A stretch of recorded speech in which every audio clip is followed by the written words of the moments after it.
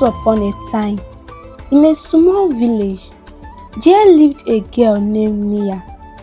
She was a gentle and kind-hearted girl with a heart as warm as the sun. However, her life was far from perfect.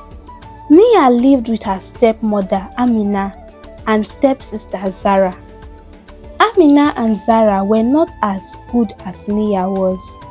Amina was always quick to scold Nia for the slightest mistake and never seemed to have a smile for Nia. Zara, who was like her mother, was also unkind to Nia. She hated Nia for no just reason. Zara and Amina made Nia do all the household chores, from sweeping to washing the family's clothes and fetching water from a distant stream. Nia, despite doing all the chores, got little to eat, while Zara, who was lazy all day, got the most portion of the food. Nia suffered a great deal under her wicked stepmother and stepsister. But all this changed when she helped a woman, and that is where our story begins.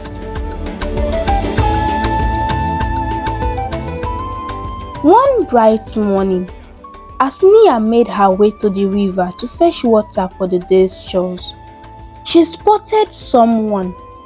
She saw a woman who was struggling to carry a very heavy bag that contained firewood.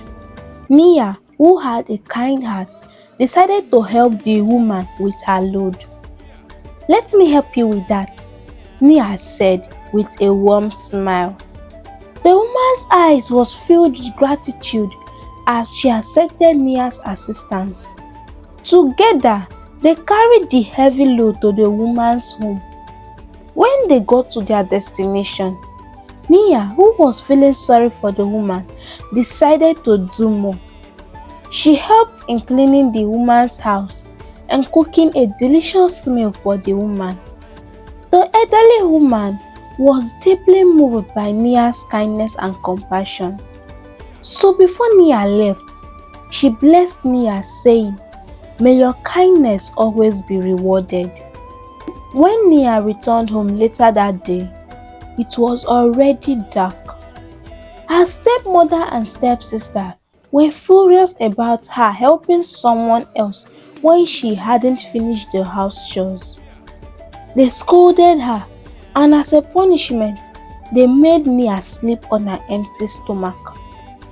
The very next day, Nia returned to the river as usual to fetch water. And to her surprise, she saw the woman again. The woman's eyes sparkled with recognition, and she called Nia to come help her once more. Without thinking twice, Nia agreed to help the woman. But as Nia carried the bag, the woman noticed some injuries on Nia's skin. So, she asked Nia about it. Nia told the woman everything. She revealed the truth of how her stepmother and stepsister were the cause of her suffering. Nia told the woman how her stepmother made her do all the house chores while her stepsister Zara did nothing at all. After hearing Nia's story, the woman vowed to help Nia in any way she could. Meanwhile, an exciting news began to spread throughout the village. The prince was returning to the village and he was in search of a bride. On the third market day, he will hold a grand banquet and all the eligible maidens were invited. Nia's stepmother and stepsister were overjoyed by this news. They began preparing, hoping to impress the prince. Sometimes, Amina would go as far as to tell anyone she sees on the road that her daughter Zara would be the chosen one. She would brag about Zara being the most beautiful girl and hardworking girl and the only girl that befits being a princess. Zara also, when she is among her group and her peers, she would boast and say she would be the future princess. even though everyone knew how lazy she was. However, Amina and Zara were filled with jealousy when they saw Nia quietly practicing for the D-Day. Zara was scared because of how beautiful Nia was. Despite the bruises on her body, Nia was still beautiful. And so, Zara and Amina hatched a plan so that Nia would not be able to attend the banquet. The night before the grand banquet, Amina and Zara beat Nia terribly.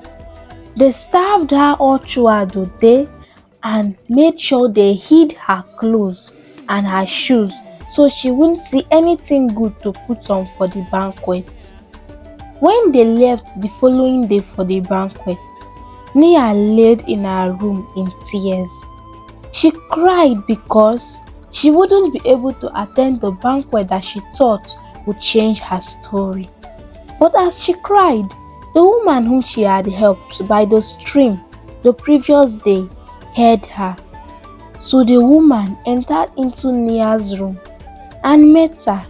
She said, "Fear not, dear Nia. You have a kind heart, and that is more precious than any dress or shoes." So the woman gave Nia a new clothes and a set of shoes. Nia was surprised as to how the woman got a beautiful dress as this. In the banquet, all the eligible maidens of the village gathered. The prince observed each girl carefully, but none of them was to his taste. He was about cancelling the banquet when he saw Nia. The prince couldn't take his eyes off her. With a joyful heart, he declared, "I choose Nia as my bride." Everyone was surprised and happy for Nia because she was a kind girl. However, Amina and Zara, who were consumed with envy and anger, rushed forward. They began speaking lies and accusing Nia of theft. They spoke bad about Nia. Nia thought all hope was lost, but the kind woman stepped forward. She revealed her true identity as the prince's mother and spoke of Nia's pure heart and all the good deeds that Nia had done for her. The villagers were astonished, and the truth shone brightly. The prince, who was grateful for Nia's kindness, smiled and warmly said, "I choose Nia as my bride because she is the most wonderful person I have ever met." As for Amina and Zara, their wickedness could no longer be tolerated, so they were banished from the village, never to return. Nia and the prince were married in a beautiful ceremony. Nia's kind heart brought joy not only to her new family, but to the entire village. She helped others, just as she had helped the woman, and her kindness continued to be rewarded. And so, Nia and the prince lived happily ever